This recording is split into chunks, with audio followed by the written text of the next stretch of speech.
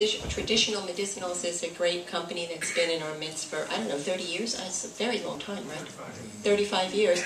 And there's a good anecdotal remark about traditional medicinals that applies to a lot of companies and brands that you may be familiar with. We live in a bubble. I mean, we literally live in a bubble here in Northern California. And we may have some assumptions about the power of these brands. But the truth be told, this particular brand in particular, and there are many more like this, has been around for 35 years.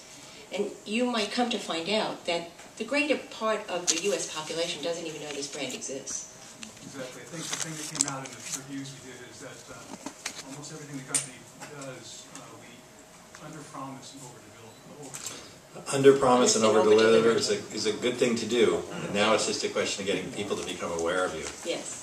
So it's a perfect segue in how is that promise experienced. And we've got a couple of items here, Danny, if you want to Sure. this, yeah. I mean, some of this is fairly fundamental, so forgive us if we're speaking to things that you're aware of, but I think there's some new folks in the room, so we tried to find a middle ground for some of this. I mean, this is how is the consumer or your consumer experiencing your brand and your message.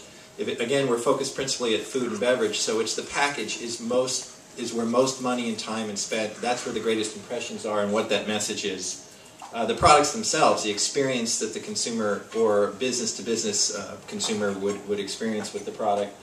The public relations program and campaigns that are now much more available. The social networking, obviously, and all the buzz that you can create for your brands at very low cost. Special events are like this. Here we've got Guayaki, which we think is a wonderful company and a wonderful product. We happen to enjoy it. We're drinking it, and the mere fact that their product's there and we're speaking and it's sitting on the table is having an impression for you in the audience, whether you're interested in it or not.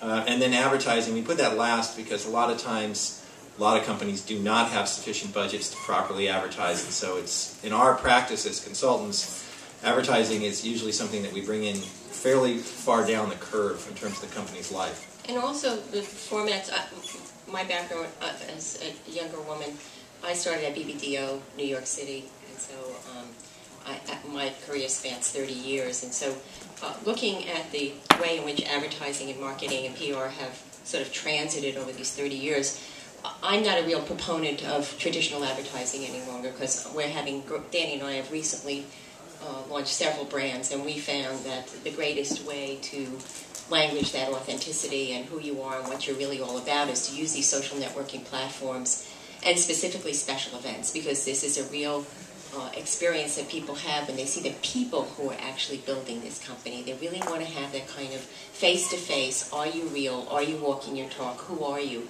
And so we have learned throughout the years that this is really a new place to be. This is really how you do it, but there's only one big but to this, is you better be walking your talk. Because I have never seen people be as ruthless as they are in really checking you out.